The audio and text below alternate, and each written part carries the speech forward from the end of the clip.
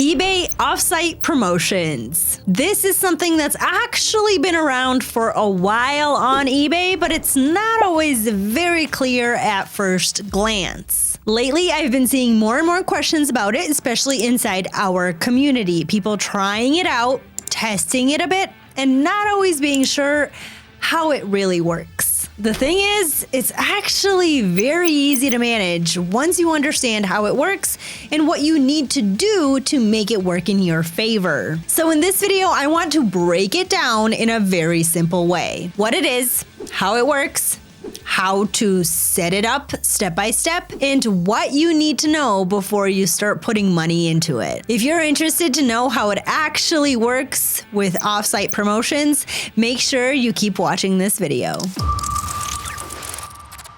Let's start simple. eBay offsite promotions is not like your normal eBay promotions. This is not about boosting your listings inside eBay search results. This is something completely different. With offsite promotions, eBay is basically saying, give me a daily budget and I'll go find people for you outside the platform. That means your listings can show up on places like Google or other external sites where buyers are already browsing. For example, if you are advertising a gardening product, eBay can show this product as available for sale on other websites, including websites dedicated to the gardening niche. Now, here's the part you really need to understand. This is very important. With this system, you're paying for clicks, not just for sales. So instead of only paying when you make money, you're paying to bring people in. And once they land on your eBay listing, it's your job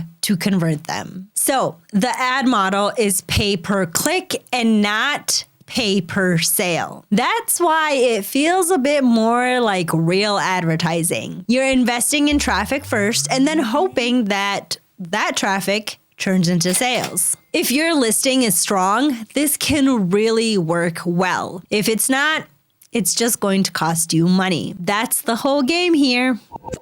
I know we just started, but if you are enjoying this video so far, feel free to like the video and subscribe. It really helps us out. It lets us know that you guys enjoyed this type of content, and it helps you to never miss another video like this. And if you want to use Zeek to discover winning products backed by real sales data for your eBay business, you can start using it today.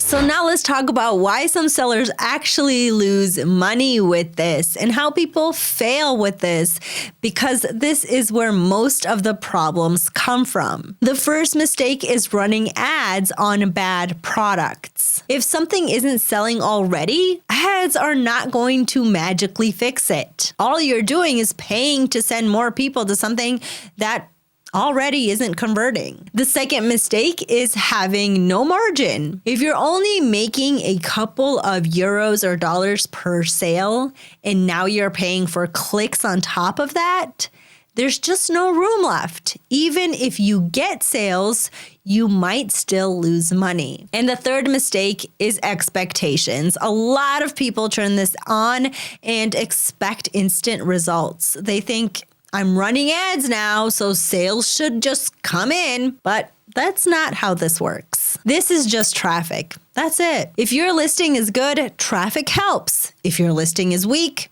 traffic just exposes that faster. So before even thinking about scaling this, you need to make sure your foundation is solid. All right, now let's actually set this up. I'll walk you through it step by step, and I'll keep it very simple so you don't overcomplicate it. First, go into your eBay Seller Hub and head over to the advertising section. From there, you'll see the option to create a new campaign. When you click that, you'll notice that there are a few different types of promotions available. The one you want is Promoted Offsite. Once you select that, you'll be asked to set a daily budget. Here you'll have the option $5, $6, or $7 a day. If you're just starting out, keep this low. 5 per day is more than enough to test. You're not trying to go big here, you're just trying to see how your listings respond. After that, you can name your campaign. Now, this part isn't that important, just keep it simple so you can track it later. Something like Test Campaign 1 is perfectly fine. Then you launch it. And that's basically it from a setup point of view. But here's the most important part of this whole section. And this is where a lot of people get confused. You cannot choose which listings you promote. When eBay says all qualified listings will be eligible, what they really mean is that eBay decides what to promote, not you. So you won't see any option to pick products manually. Instead, eBay looks at your store and selects listings that it thinks are good candidates. That means your control is not in selecting listings, but in what your store looks like overall. If your store is full of random or weak products, the system will still try to promote from that. If your store has solid proven listings, or if you are running a niche eBay store, then you're giving the system something good to work with. So before you even turn this on, it's a good idea to clean things up a bit. Remove listings that don't perform, improve your titles and images, and make sure your pricing makes sense. Because at the end of the day, you're not really choosing what gets promoted. You're preparing your store so whatever gets picked actually has a chance to convert. Once your campaign is running, don't overthink it. You don't need to look at a million different metrics. There are really just 2 things you care about. Are you getting clicks? And are those clicks turning into sales? If you're not getting clicks at all, then your listings might not be attractive enough, or your products just don't have demand outside eBay. If you're getting clicks, but no sales, that's usually a sign that something is off in your listing. It could be your price, your images, your title, or just the product itself. Now, if you're getting both clicks and sales, that's a very good sign. That means your listings are doing its job. And now you can start thinking about increasing your budget slowly. The key here is to let the data guide you. Don't guess, don't assume.